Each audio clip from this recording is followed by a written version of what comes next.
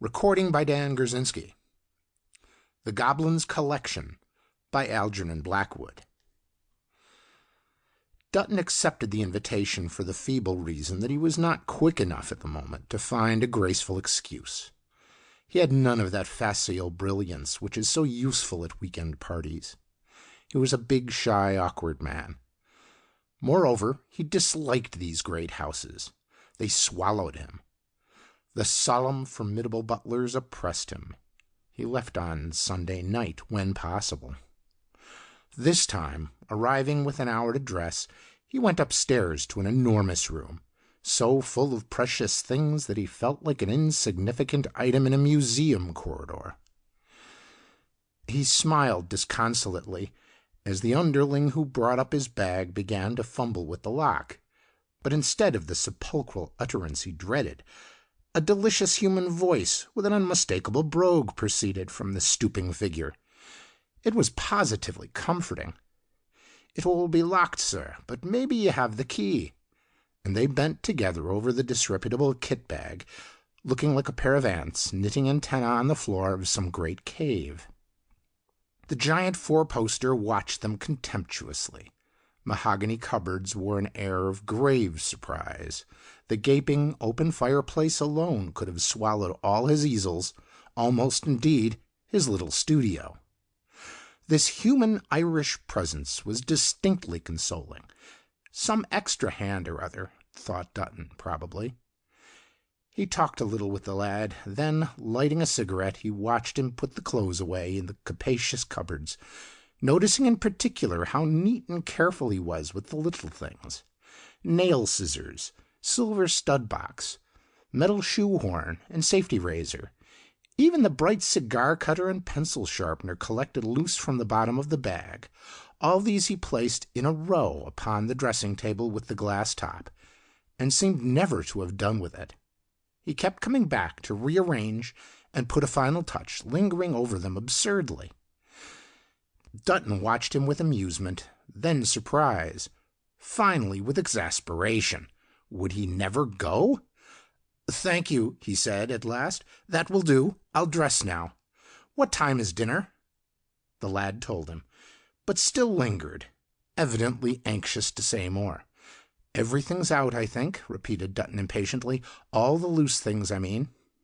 The face at once turned eagerly. What mischievous Irish eyes he had, to be sure. "I've put 'em all together in a row, sir, so that you'll not be missing anything at all," was the quick reply, as he pointed to the ridiculous collection of little articles, and even darted back to finger them again. He counted them one by one, and then suddenly he added, with a touch of personal interest that was not familiarity, "It's so easy, you see, sir, to lose them small bright things in this great room." And he was gone. Smiling a little to himself, Dutton began to dress, wondering how the lad had left the impression that his words meant more than they said. He almost wished he had encouraged him to talk. The small bright things in this great room? What an admirable description! Almost a criticism. He felt like a prisoner of state in the Tower. He stared about him into the alcoves, recesses, deep embrasured windows. The tapestries and huge curtains oppressed him. Next he fell to wondering who the other guests would be, whom he would take in to dinner, how early he could make an excuse and slip off to bed. Then, midway in these desultory thoughts, became suddenly aware of a curiously sharp impression that he was being watched. Somebody, quite close, was looking at him. He dismissed the fancy as soon as it was born, putting it down to the size and mystery of the old world chamber. But in spite of himself, the idea persisted teasingly, and several times he caught himself turning nervously to look over his shoulder. It was not a ghostly feeling. His nature was not accessible to ghostly things. The strange idea, lodged securely in his brain, was traceable, he thought, to something the Irish lad had said, grew out, rather, of what he left unsaid. He idly allowed his imagination to encourage it. Someone, friendly but curious, with inquisitive peeping eyes, was watching him. Someone, very tiny, was hiding in the enormous room. He laughed about it, but he felt different. A certain big protective feeling came over him that he must go gently, lest he tread on some diminutive living thing that was soft as a kitten and elusive as a baby mouse. Once, indeed, out of the corner of his eye, he fancied he saw a little thing with wings go fluttering past the great purple curtains at the other end. It was by a window. A bird or something outside, he told himself with a laugh, yet moved thenceforth more often than not on tiptoe. This cost him a certain effort. His proportions were elephantine. He felt a more friendly interest now in the stately, imposing chamber. The dressing gong brought him back to reality and stopped the flow of his imagining. He shaved and laboriously went on dressing then. He was slow and leisurely in his movements, like many big men.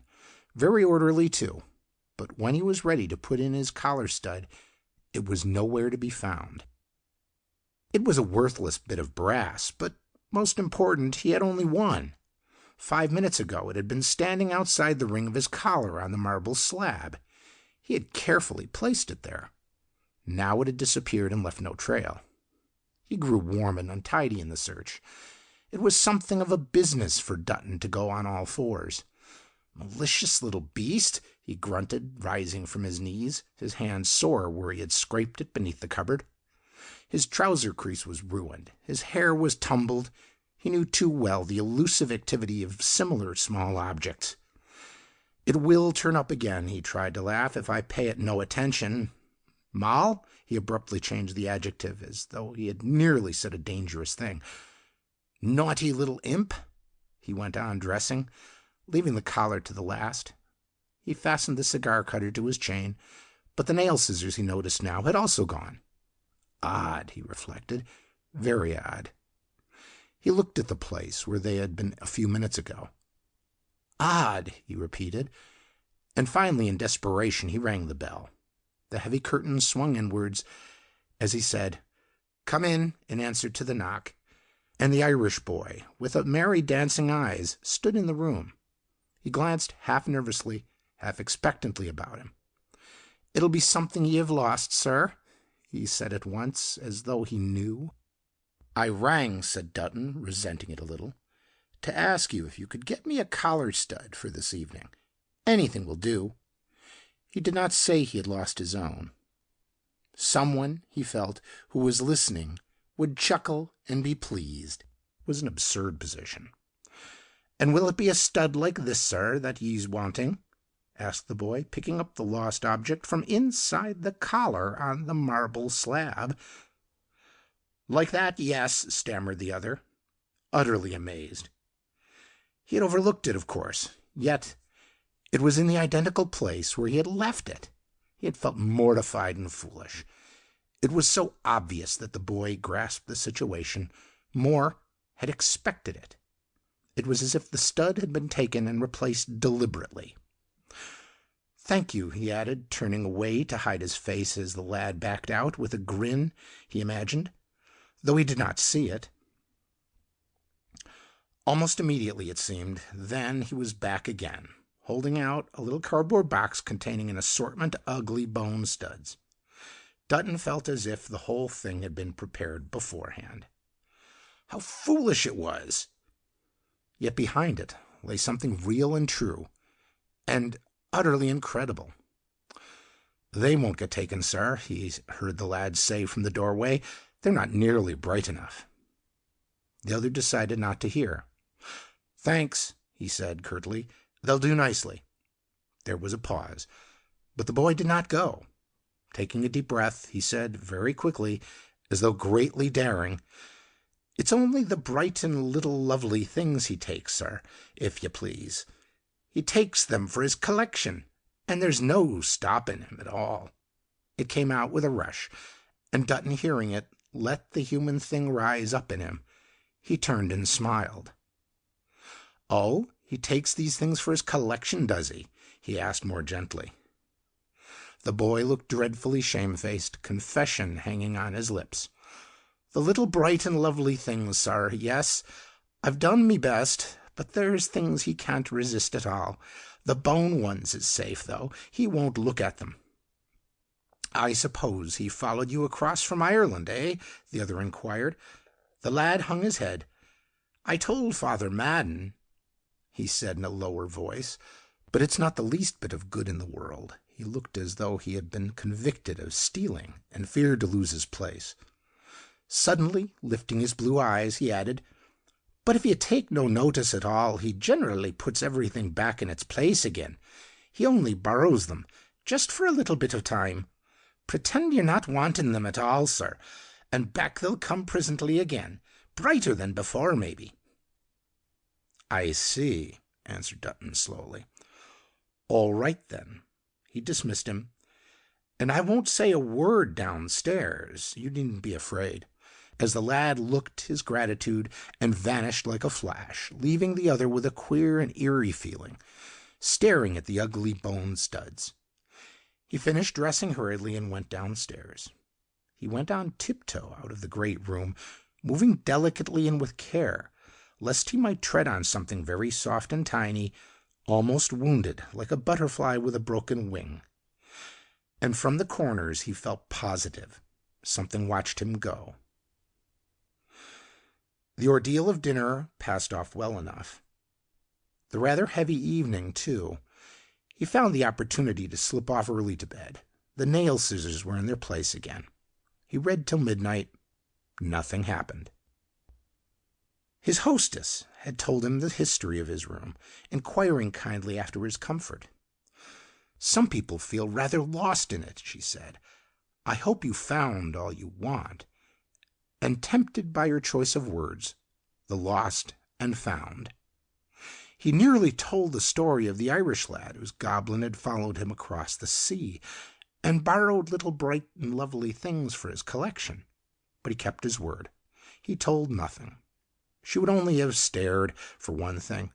For another, he was bored, and therefore uncommunicative. He smiled inwardly. All that this giant mansion could produce for his comfort and amusement were ugly bone studs, a thieving goblin, and a vast bedroom where dead royalty had slept. Next day, at intervals, when changing for tennis or back again for lunch, the borrowing continued. The little things he needed at the moment had disappeared. They turned up later. To ignore their disappearance was the recipe for their recovery. Invariable, too, just where he had seen them last. There was the lost object shining in his face, propped impishly on its end, just ready to fall upon the carpet, and ever with a quizzical, malicious air of innocence that was truly goblin. His collar stud was the favorite. Next came the scissors and the silver pencil sharpener. Trains and motors combined to keep him Sunday night, but he arranged to leave on Monday before the other guests were up, and so he got early to bed. He meant to watch. There was a merry, jolly feeling in him that he had established quasi-friendly relations with the little borrower. He might even see an object go, catch it in the act of disappearing.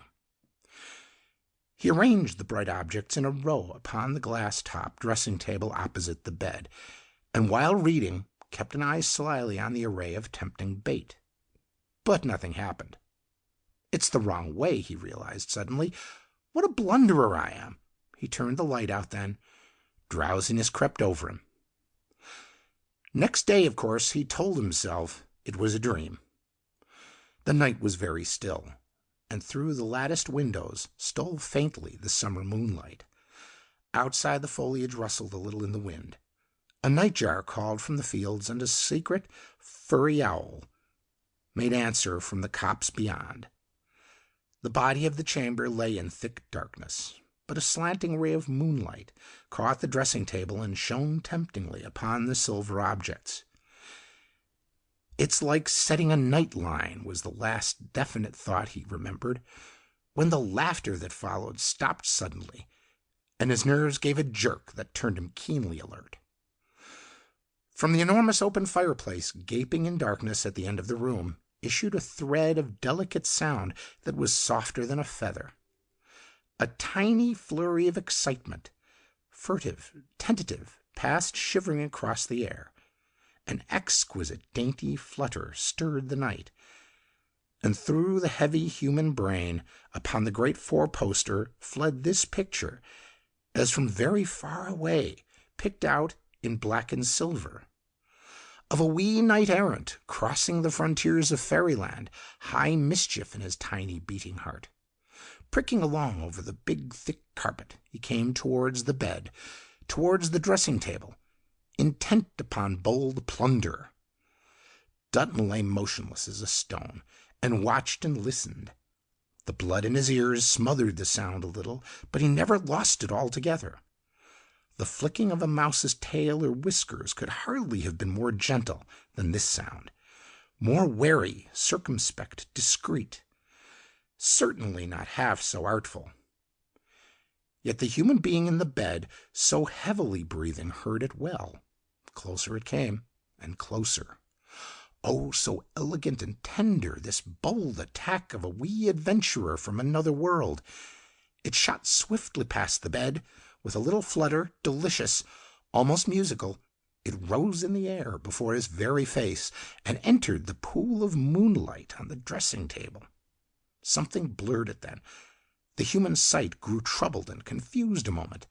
A mingling of moonlight with the reflections from the mirror slab of glass and shining objects obscured clear vision somehow. For a second Dutton lost the proper focus. There was a tiny rattle and a tiny click. He saw that the pencil sharpener stood balanced on the table's very edge. It was in the act of vanishing.